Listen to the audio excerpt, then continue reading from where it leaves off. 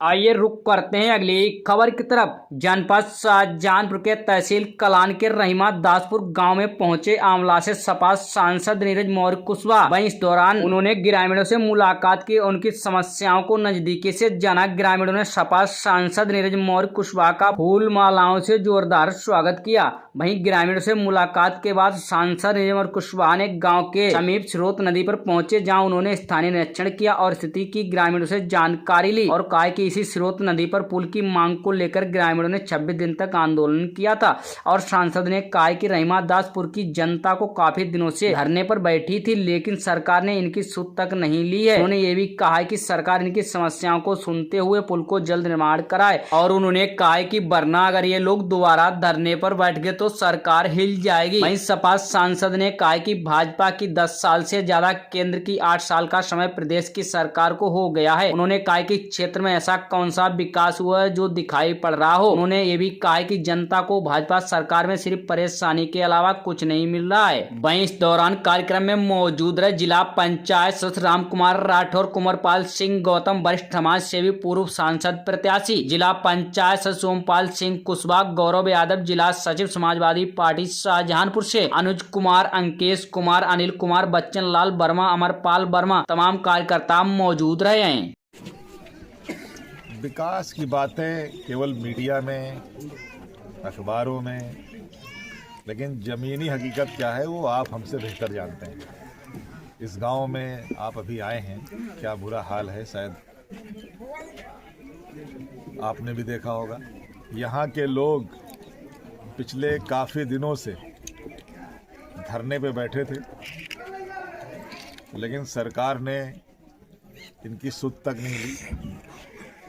इसलिए मैं सरकार से मांग करता हूं कि वो जो इस गांव की समस्याएं हैं, यहाँ की जो पुलिया की बात है, यहाँ के रास्ते की बात है, उसको शीघ्र निर्माण कराए।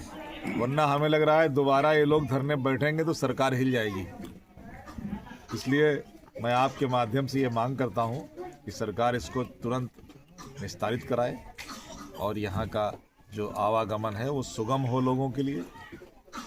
ऐसी हम आपके माध्यम से मांग करते हैं। यहाँ के जो स्थानीय विधायक है उनका कहना है कि वो विकास कार्य के लिए जई फाइल लगाते हैं, तैसे विपक्ष धरने पे बैठ जाते हैं। अब ये तो उनकी कहीं ना कहीं से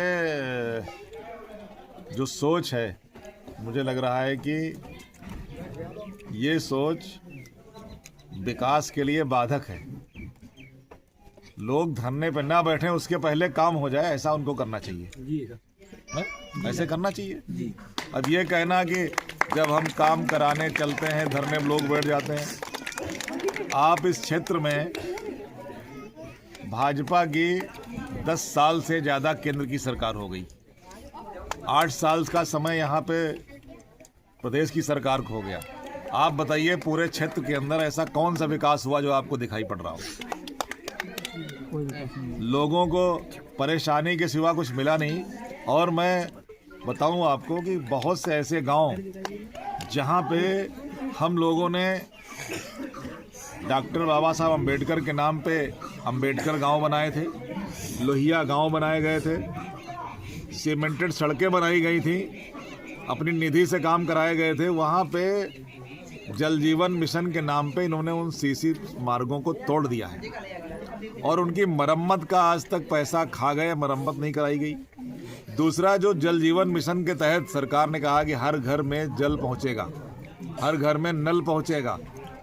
आप बताओ, जहां टंकी बनाने का काम हो रहा था कहीं एक गांव पूरा हुआ? कहीं। सारा भ्रष्टाचार के भेंट चढ़ा दिया योजना को। इसलिए भाजपा के कार्यकाल में भ्रष्टाचार चरम पे है। और अभी आपने देखा होगा कि एक नंद किशोर गुर्जर जी जो भाजपा के विधायक हैं, वो कह रहे हैं कि 50,000 गाय प्रतिदिन कट रही है। ये सरकार जब आई थी उसने कहा था हम गौ माता की रक्षा करेंगे, गौ संरक्षण करेंगे। आज बताइए गाय परेशान है कि नहीं परेशान है? और विधायक जी का दावा है कि गाय कटने में जो पैसा आ रहा है सब मिल बांट के खा रहे हैं। वो तो कह रहे हैं चारों तरफ भ्रष्टाचार फैला हुआ है। अब जब भाजपा के लोग कह रहे हैं तो फिर इससे ज़्यादा और बड़ी क्या होगा? इसलिए मुझे तो उम्मीद है कि 2027 में यहाँ की जनता बदलाव करेगी और भाजपा को भी उखाड़ के फेंकेगी। Thank you.